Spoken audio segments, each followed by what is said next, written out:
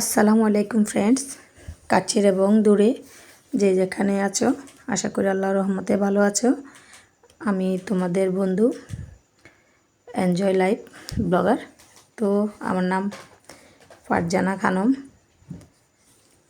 আমি কুমিল্লার মেয়ে। তো সবাই কেমন আছো? আজকে সকালবেলা আমার পুকুর থেকে মাছ উঠানো হয়েছে। তো দেখো, আমি অনেকগুলো মাছ পাইছি ভাগে। এটা আমার শ্বশুরের দেওয়া পুকুর। তো সবাই মিলে আমরা মাছ পালাই এটাতে। তো যখন এগুলো বড় হয় তখন উঠিয়ে নিয়ে আসি।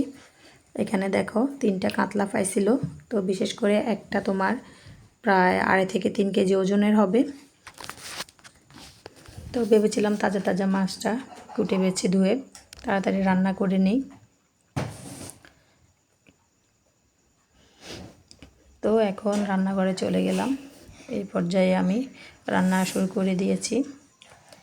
এখানে তোমার আদা, রসুন, পেঁয়াজ, কাঁচামরিচ একসাথে পেস্ট করে নিয়ে এসেছি।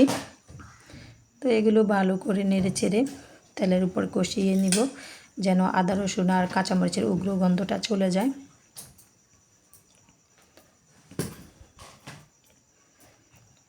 তো এই পর্যায়ে দিয়ে দিব 2 চামচ পরিমাণ তোমার চায়ের চামচে শুকনো মরিচের গুঁড়ো, আর দিয়ে দিব 2 চায়ের চামচ পরিমাণ তোমার গরম মশলা গুঁড়ো। গরম মশলা দেওয়ার মানে হচ্ছে এটাতে তোমার মাংসের মতো ফ্লেভার আসবে, মাছটাও খেতে ভীষণই মজাদার হবে। তো এই পর্যায়ে মাছ ভাজা করার যে পাতিল ছিল ওখান থেকে ধুয়ে পানিটা দিয়ে দিলাম।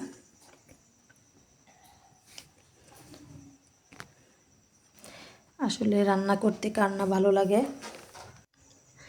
আমার ভীষণই রান্না করতে ভালো লাগে। তো তোমরা চাইলে আমার ভিডিওটা দেখার পরে যদি কোনো ভুল করে থাকি বা অন্য রকমের রান্না করা যায় তো আমাকে কমেন্টে জানাতে পারো। আমি কখনোই বিরক্ত হব না, আর চেষ্টা করব পরের ভিডিওতে তোমাদের কমেন্টে রিপ্লাই দিতে।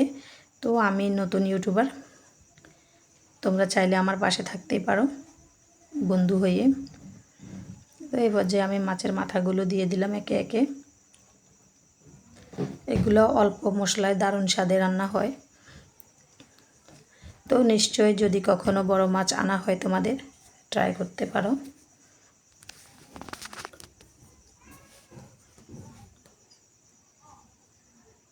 তো আমার এখানে রান্না প্রায় মোটামুটি ঘনিয়ে আসছে।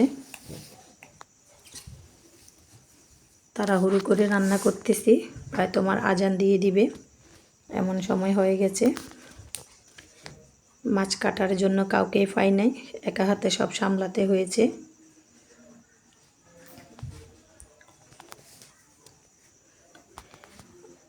কিছুক্ষণের জন্য আমি ঢাকনা দিয়ে রেখে দিলাম। ঢাকনা দেওয়ার পরে দেখতেই পাচ্ছ প্রায় তেল ছেড়ে দিয়েছে।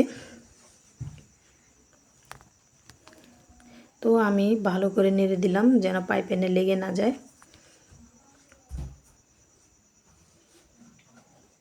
তো সাবধানতার সাথে নাড়াচাড়া করতেছি, যদি ভেঙে যায়।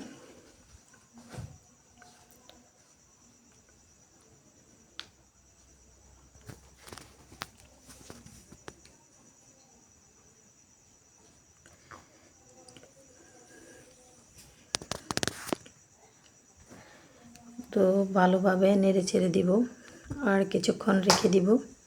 রেখে দেওয়ার পরে আমার রান্নাটা শেষ পর্যায়ে। এটা রেখে দিচ্ছি কারণ একটু ভাজা ভাজা ফ্লেভার আসবে, ভালো লাগবে খেতেও, টেস্টি হবে। এদিক দিয়ে চুলাটা আমি অফ করে দিয়েছি। আর এ পর্যায়ে চলে আসলাম আমি ঘরে। আজকে আমার জন্য 2টি পাখি নিয়ে আসা হয়েছে। তো পাখিগুলোকে এখনও সেটিং করি নাই, এগুলোকে এখন আপাতত ঘরে রেখে দিয়েছি, বিড়াল যদি আবার ঝাঁপ দেয়।